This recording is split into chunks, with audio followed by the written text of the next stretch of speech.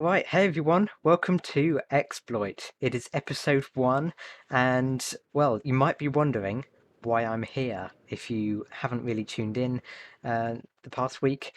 Well, that is because Xploit recently invited a bunch of new people onto the server. These people included Bqyden, J2N9D, Luca F, Luke7720, Aware, Taekwon, and Tawatar, and also myself. So yeah, we're members on the Xploit server now. I have quite big plans of what I want to do on this server.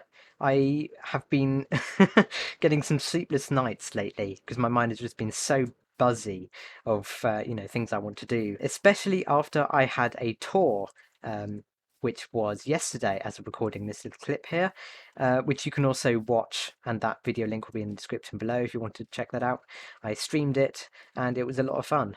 We were just being shown around the Xploit server, being shown all the projects that they've been working on for as long as it's been around. So actually the first thing I want to show you in this episode is this iron farm right here, because when I first joined the server, this iron farm wasn't fully constructed. It got completed yesterday evening by RufusAtticus.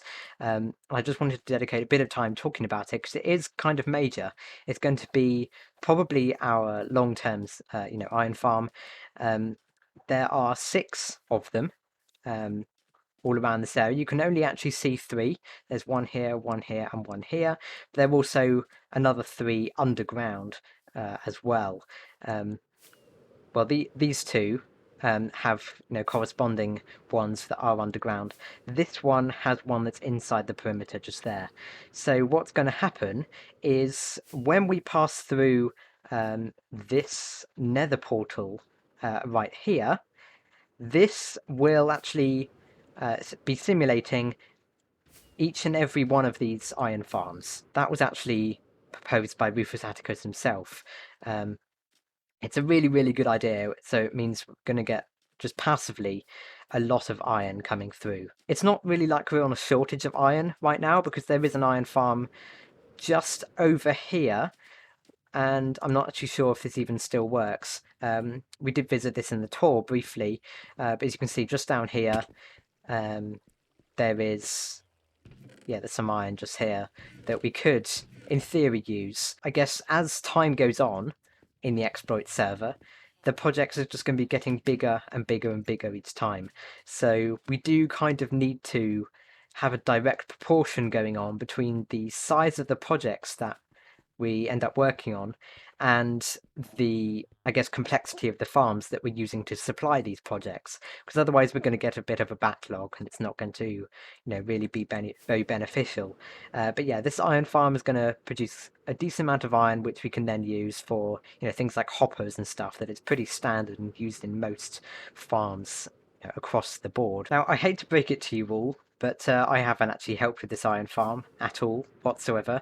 I have no idea when it comes to villager tech, and besides, this farm was, it started construction before I was actually a member, so it would be kind of a bit difficult for me to join in and help out. It's done now anyway, it doesn't matter. But what I have been working on is the Nether hub. I think in one of Nex's videos, if you actually watch his exploit episodes, he showed off that we're actually revamping the Nether hub, because right now you can see it's kind of just an empty dug out mess with torches everywhere.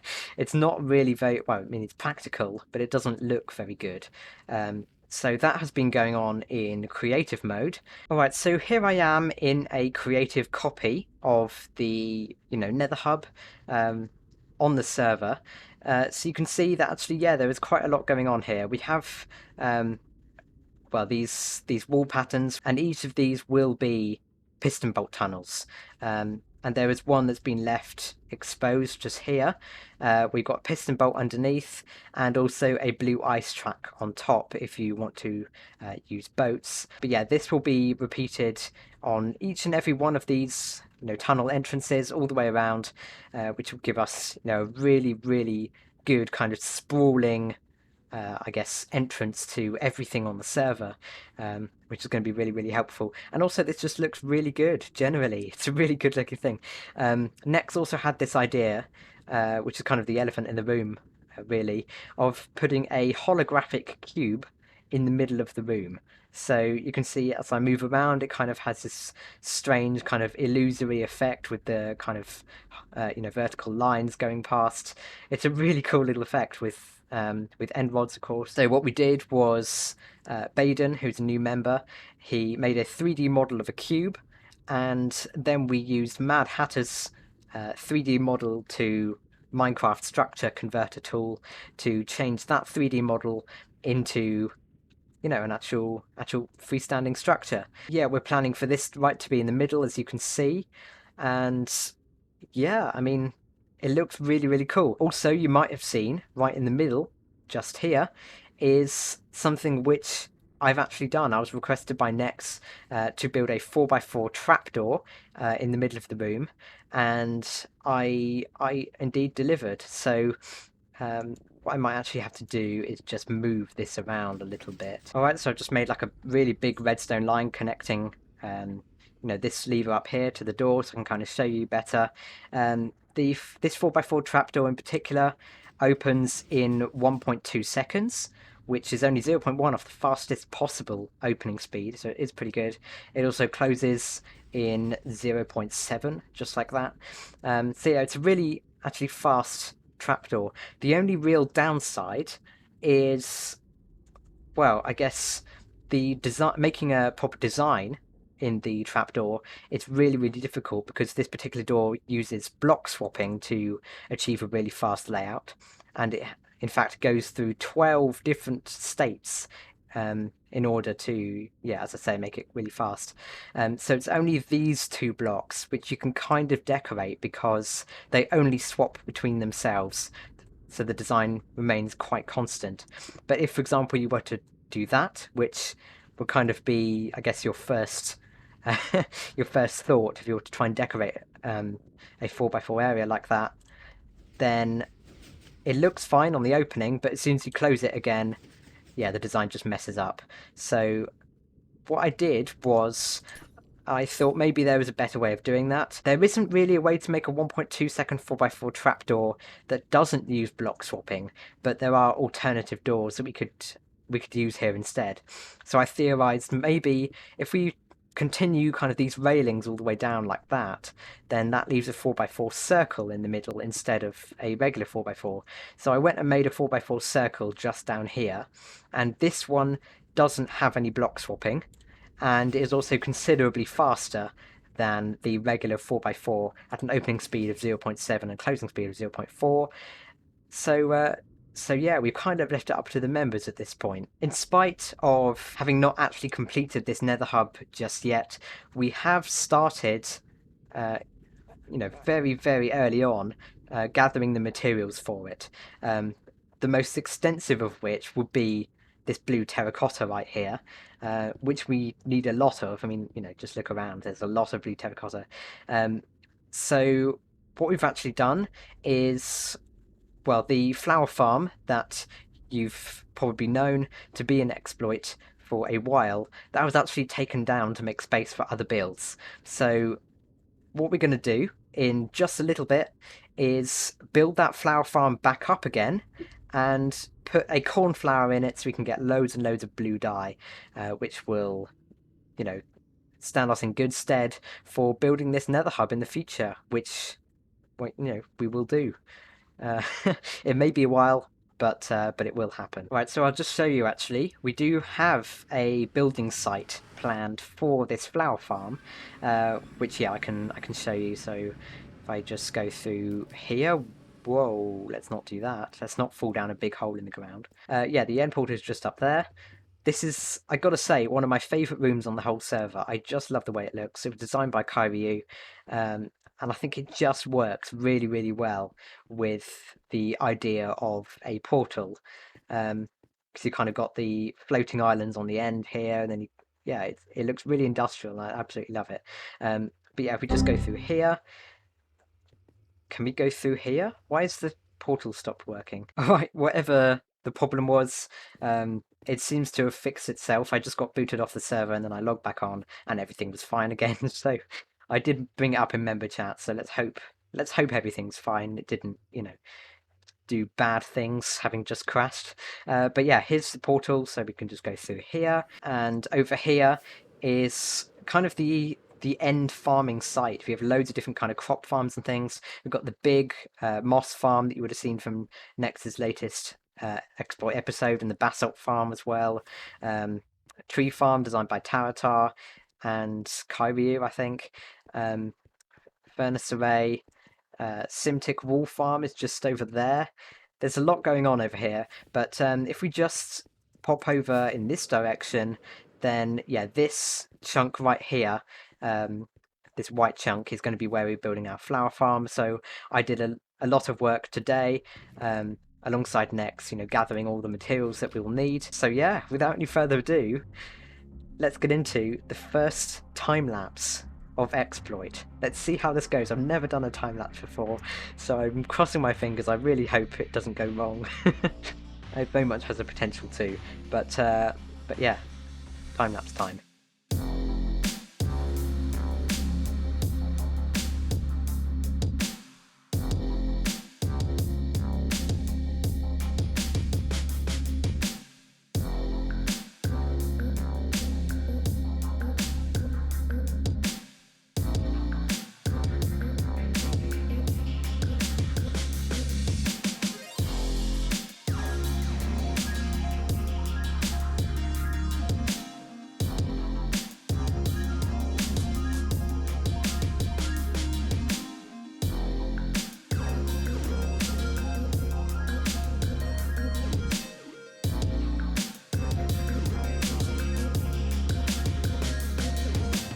Alright, so there we have it, ladies and gents. Now, before I get any comments saying, why are you building so slowly in that time lapse? And the reason why is that I'm doing it on mobile, because I only have two devices. I have my PC and I have mobile, and I'm obviously recording the time lapse itself from PC. So yeah, that is the reason I'm having to bear with the current mobile controls. Hopefully that will, be much better. In the world update. But anyway, this is the farm that you just saw being built in its entirety. It is really quite basic actually in the way that it works. All that happens is you put your bone meal in this chest, which goes down to this dropper at the bottom, and then the bone meal gets shot up to this dispenser right here, which then bone meals this flour. In this case, it's corn flour because obviously we want blue dye. That will then spread to all of this grass on each side, and apparently Nex said that you get on average 9 per bone meal, which is really cool.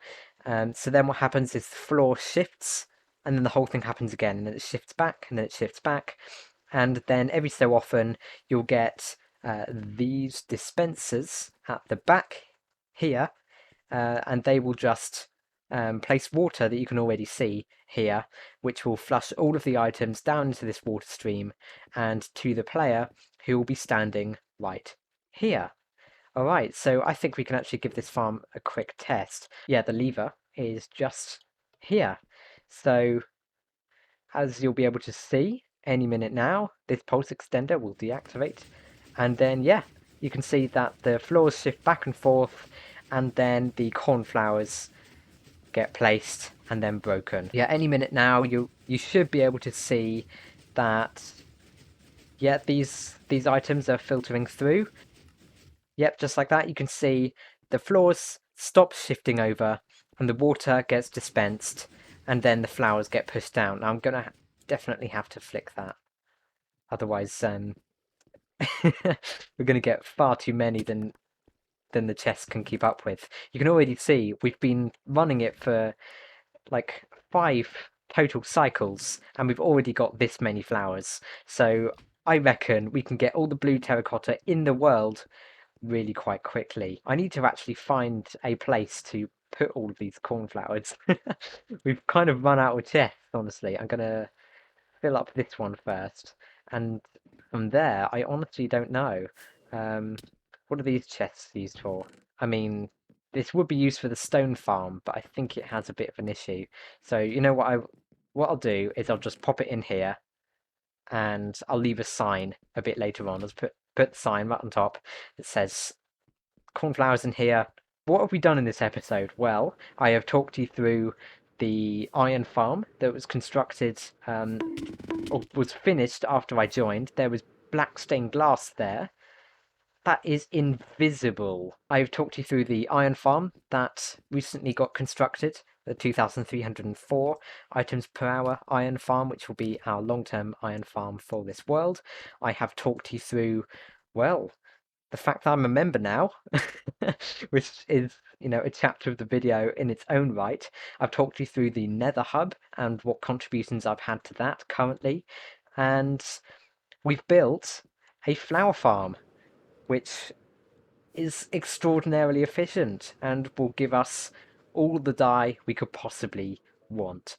Anyway, ladies and gents, I'm going to have to round it up, otherwise this will be quite a long episode, but I really, really hope you enjoyed this one as much as I did. I'm so excited. I hope you are as well.